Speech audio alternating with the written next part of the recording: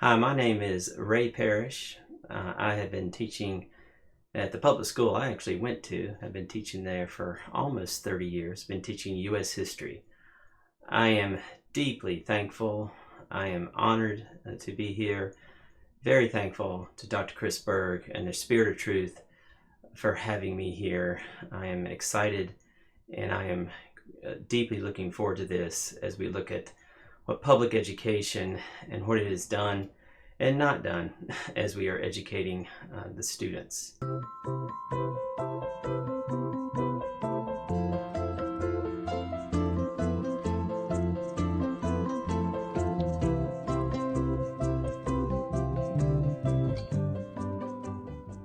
In this video series, I really want to go into the public school system, which I adore. I'm a product and I teach at a public school, but the things that have been avoided and how, if I could just mention the Harvard motto, the first college, 1636 of America, truth and Christ were put together. And I'm not sure if that's their modern motto now, but the idea that Christ, God in general, has been removed from the public school system. I want to go and look at many events like the Declaration of Independence, the Constitutional Convention, the Civil War, which by the way ended at Easter, slave religion, Great Awakenings.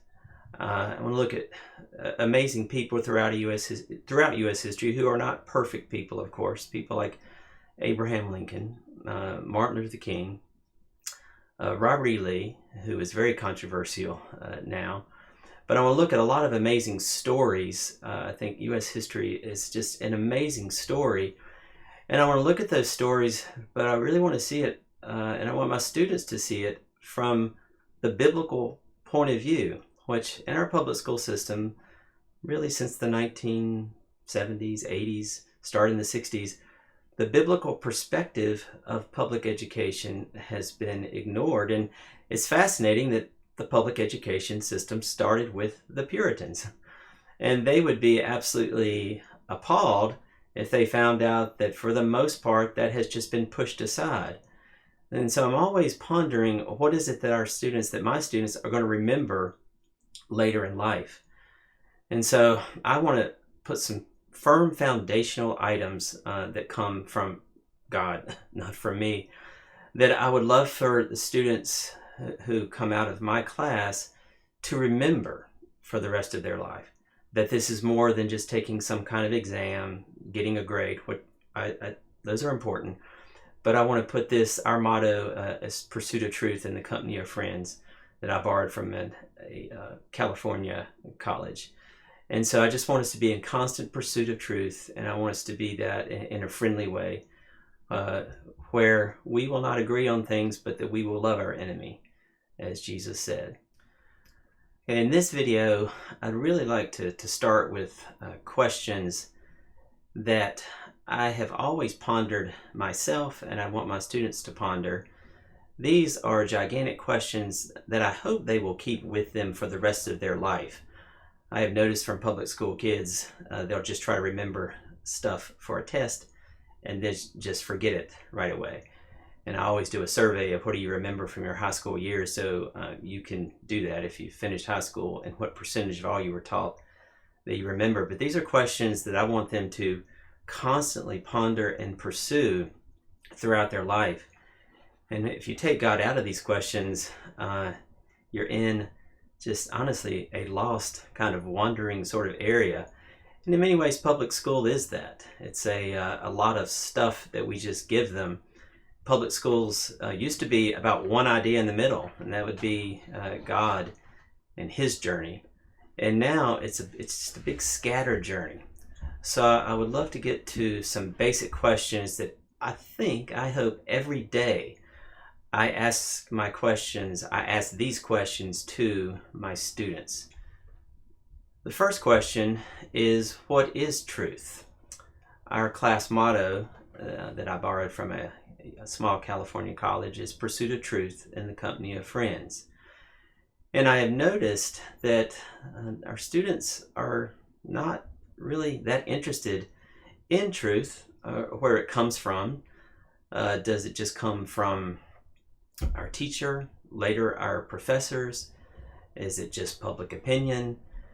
And so to try to understand truth over and over again it's more than just a motto. It's a journey for my class, and it's really a journey in their life. And I certainly try to tell them that all the time, to constantly think of truth and ponder it. And, well, can you say this in a public school? But certainly to pray to the giver of truth. And that I would just say, in the public school system, which I love, it's just not there. That is just something that if it's there, it's barely there. But for the most part, the idea of truth coming from a higher power at all, from God, from Jesus, that just makes people uncomfortable. And I'll admit it, as a public school teacher, I can get uncomfortable in going to that realm. It's just the culture of public school, very different from how it started with the Puritans. I'm always wondering, I ask my kids,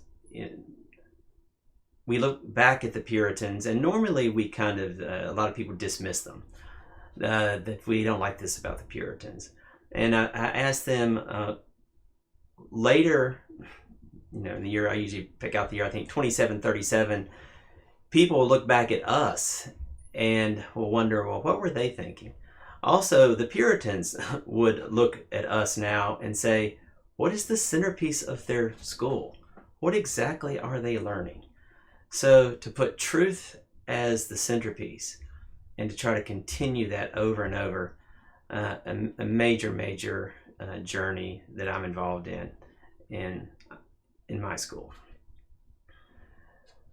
Question number 2 is one I've also pondered.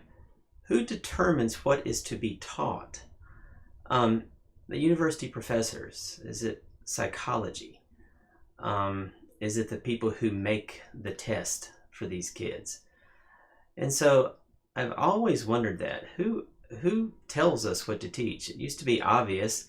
The centerpiece would be the Bible, the #1 book in human history, and how that has been edited away really since the 1960s, and it's certainly today, it's just barely mentioned in our school.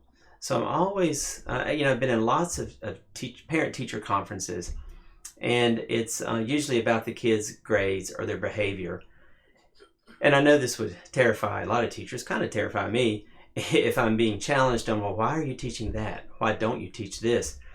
Just not on our radar. We just kind of like, oh, that's what the teacher teaches, then okay. And of course, I'm always worried, well, they're just going to forget that. I'm going to teach them some little bitty item that, by the way, they can just look up on their iPhone, but I'm just going to teach that and they will forget it. And so the depth of teaching, putting truth into that is not just a one-time thing. This is a journey that goes on and on. That is another gigantic question of giving them things they will remember for life and will not just forget right after a test. My third question is, I love these 3 words, and that would be we the people, the beginning of the U.S. Constitution. And we once had a Constitution class where we studied in incredible depth the Constitution and everything that supported it, the Constitution then and now. And now, honestly, I think the average American doesn't know a lot about the Constitution. Hugo Black, a very famous Supreme Court justice, said, here's what the people think about the Constitution. That what you like is constitutional. That what you don't like is unconstitutional. That's basically it. Most Americans go through another level of psychology or economics or just their brain, their thoughts, and then they go to the Constitution and say, oh, yeah, see, it agrees with me. And then, of course, just to start, we the people, well, who exactly are they? It used to be I the king, and everybody just bows to the king. But we the people have to rule? I think we're seeing in today's society, ever since we were born, people are wondering, can people really rule themselves? Are people does that include women? Does that include immigrants? Does that include Native Americans? Of course, what about slaves? Are slaves in life, liberty, property in the Fifth Amendment? Well, are they property, or do they have their life, and whose liberty is that? Then, of course, I would just say the fetus today. Is that a life? Or is it the property of the mom? So to understand who exactly are the people and how in the world the people can rule themselves is a gigantic question that the founders used to realize totally. God has got to be in that. The people have to see a higher power than themselves. My fourth question comes from the Declaration of Independence. It also appears in the Constitution in the 14th Amendment. And this is a word I just think I am trying like crazy to understand it myself, and my students really don't get it. And I would just say this, and I don't mean to sound arrogant, but the average American doesn't really get this. And that, of course, is the word equal. What does that mean? I always tell my students, look, we know in many ways we're not equal as far as grade-wise, as far as money-wise, as far as there's some people you just can't stand, and you're like, I'm glad I'm not like them. But then there's people like, oh, I wish I was like them. And most of human history has said, come on, people are just not equal. That's just crazy. But there it is in the American Constitution, in the 14th Amendment, and obviously we hold these truths to be self-evident, that all men are created equal. Real quick on that, I'll just tell you that Thomas Jefferson wanted that to say, we hold these truths to be sacred and undeniable. But Ben Franklin comes in and says, you sound too much like a preacher. Just make it self-evident. But of course, what it's saying here, that's just a truth. People don't make that up. And so the idea of seeing equal through the lens of God is once again something I wish our public school system had at least that thought. They could at least ponder that. They could pursue that. At least give that a chance and see if there's any other way beyond that where we can try to define the word equal. Okay, my final question, and I love this question, is what are we doing now that later, and I always pick the year maybe 2842, that later generations will look back and wonder, oh, what are they thinking? Every generation has had that. They have something. We look back at the Confederacy and slavery. We look back at the Romans and their cruelty. We look at the Aztec. We look back at them and we're like, oh my goodness, what were they thinking? Well, the great question, and the really humble question, of course, was, well, so what are we doing? You know, what is it that we are doing that in the future they'll look back? And then, of course, we need to be humble when we look back. And I know lots of researchers, lots of historians, I myself, we look back and we're very critical of people in history. And look, people are imperfect.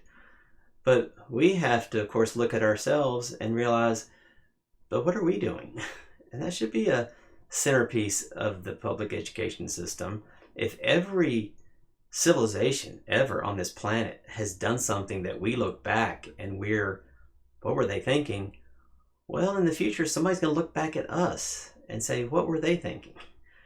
And so I hope humility, and that will be something that I just want us to always, as teachers, our students, we will just, we will see. I mean, C.S. Lewis said that the great sin is pride. And I just want to make sure that the pride of a culture, the pride of a teacher, students, that somehow we can attack that and we can love our enemies and this incredible pride that is throughout our culture and our campuses, that we're always right and people there are always wrong. That's a big part of what's going on in today's world, is not loving our enemy. So we really love to teach that, loving our enemy. In conclusion, as we proceed through this journey of American history and Christianity and how they should be put together instead of separated, would just love for you to remember these questions as we'll see them and over again. So we just want to thank you so much for joining us, and we'll see you next time.